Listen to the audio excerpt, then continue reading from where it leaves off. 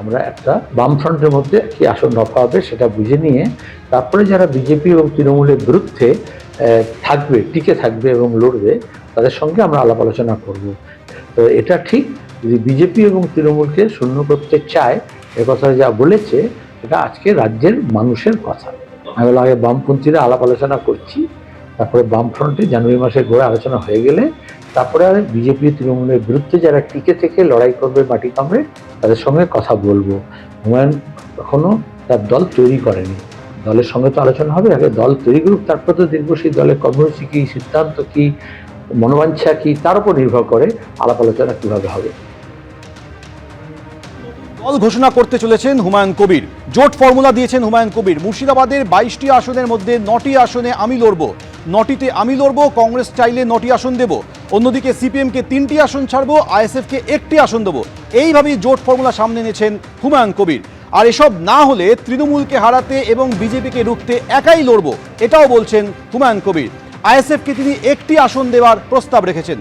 এই প্রসঙ্গে নওশাদ সিদ্দিকী তিনি কি বলছেন শোনাবো আপনাদের। তবে তার আগে আপনাদের আরো একবার বলবো, সিপিএমকে 3টি আসন ছেড়তে চেয়েছেন হুমায়ুন কবির, আইএসএফকে 1টি আসন দেবেন বলেছেন। বাকি আসনগুলির মধ্যে 9টিতে তিনি লড়বেন, কংগ্রেস চাইলে 9টি আসন কংগ্রেসকে দেবেন। নওশাদ সিদ্দিকী তিনি কি বলেছেন শুনুন। মুর্শিদাবাদে এমনি বিজেপির রেজাল্ট খারাপ, তৃণমূলের রেজাল্ট খারাপ হবে, সেটা আজ অনেক আগেই করা গিয়েছে। সারা রাজ্যে আমরা হারাবার প্রস্তুতি নেওয়ার জন্য বিজেপি, তৃণমূলকে, left front, Indian national Congress, আরো যে সমস্ত রাজনৈতিক দলগুলো আছে তাদের সাথে আলোচনা আমাদের চলছে। সুতরাং আলোচনা চলার পথে in the mean time Humayun Kabir সাহেবও নতুন দলের তিনি নাকি আত্মপ্রকাশ করবেন। আর 2 দিন অপেক্ষা করি। হুমায়ুন কবির সাহেব সিট কে কটা নেবে ঠিক করে দিতে পারে না। আমাদের কাছে বড় কথা হচ্ছে প্রত্যেকটা সিটে বিজেপি এবং তৃণমূলকে হারাতে হবে। 22 তারিখে ওনার পলিটিক্যাল পার্টির সূচনা আছে, পার্টির এইমস অবজেক্ট আমরা দেখবো আলোচনার, তারপরে আলোচনা করব কি করব না সেটা আপনাদেরকে জানাবো। সোমবার নতুন দল ঘোষণার আগে নতুন জোট ফর্মুলায় হুমায়ুন কবির বলছেন যে কংগ্রেস চাইলে 9টি আসন তিনি কংগ্রেসকে দিতে রাজি আছেন, কংগ্রেসকে আহ্বান জানিয়েছেন তার সঙ্গে জোটে আসার জন্য। অধীর চৌধুরী কি বলেছেন শুনুন। তৃণমূলকে ক্ষমতাকে সরাতে চান, বিজেপিকে যদি হারাতে চান, সিপিএম, আইএসএফ, কংগ্রেসকে আসুন।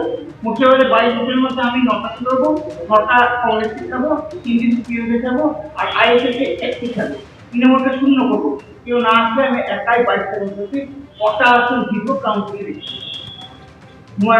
কে কি বলছে আমি জানি না, সব প্রশ্নের উত্তর দিতে পারি না।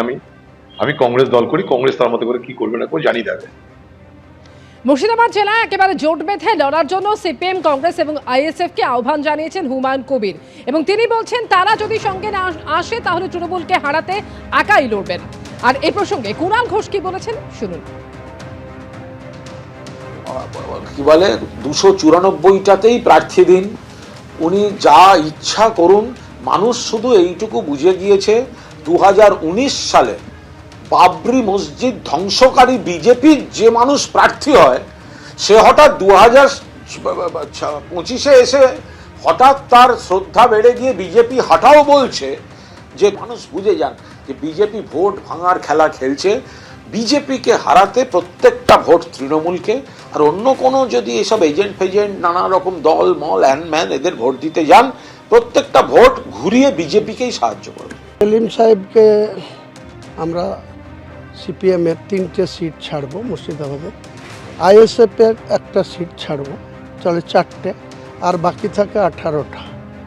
আমি 9 সিটে লড়বো, আমার মনোনীত যে প্রার্থী তারা 9টা সিটে লড়বে, আমি সহ। আমি রেজিনগর লড়বো, আমি আর একটা সিটেও লড়তে পারি, এক্সিস্টিং ভরতপুর বা বেলডাঙ্গা, সেটা পরে ঘোষণা করব।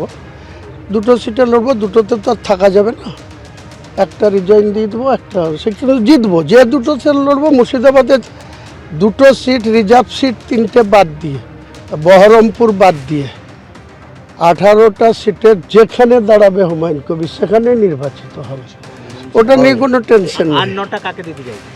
9টা অধীরবাবুকে ছাড়বো, তারও মাস ভ্যালু আছে এই জেলায়। সে যদি প্রকৃতপক্ষে টিএমসির বিরোধিতা বড় বড় লম্বা চওড়া লেকচার মারে, কিন্তু আসল জায়গায় বোঝা যাবে যদি সে আমাদের জোটে আসে, তাহলে তার জন্য ওয়েলকাম। আগামী সোমবার অর্থাৎ 22 তারিখ তিনি যে নতুন দল ঘোষণা করতে চলেছেন সে কথা তিনি অনেক আগেই জানিয়েছিলেন। আগামী সোমবার তিনি নতুন দল ঘোষণা করবেন এবং তার ঠিক আগে জোট ফর্মুলা দিচ্ছেন হুমায়ুন কবির। একেবারে ধরে ধরে কোন দলকে তিনি কটি আসন ছাড়তে চান তা স্পষ্ট করে দিয়েছেন। তিনি বলছেন যে 9টি আসনে তিনি লড়বেন এবং কংগ্রেস যদি চায় 9টি আসন কংগ্রেসকে ছাড়বেন, 3টে ছাড়বেন সিপিএমকে এবং 1টি ছাড়বেন আইএসএফকে। আর না হলে তৃণমূলকে হারাতে এবং বিজেপিকে রুখতে একাই লড়াই করবেন তিনি। আর কি বলেছেন হুমায়ুন কবির শুনুন। তৃণমূলকে হারাতে চান, বিজেপিকে যদি ক্ষমতা থেকে দূরে রাখতে চান, সিপিএম, আইএসএফ, কংগ্রেস তারা আসুক। আমি ফর্মুলা বলে দিচ্ছি, মুর্শিদাবাদে 22টা সিট আছে, 9 আমি লড়বো, 9 অধীরকে ছাড়বো, 3 সিপিএমকে ছাড়বো, 1 আইএসএফকে ছাড়বো, তৃণমূলকে শূন্য করবো।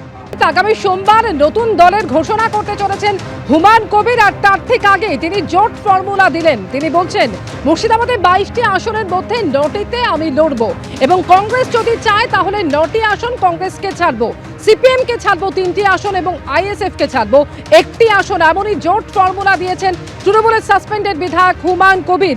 এবং তিনি আরো বলছেন যে 3টি আসন ছাড়বো সিপিএমকে, 1টি আসন ছাড়বো আইএসএফকে। তৃণমূলকে হারাতে বিজেপিকে রুখতে না হলে আমি একাই লড়বো।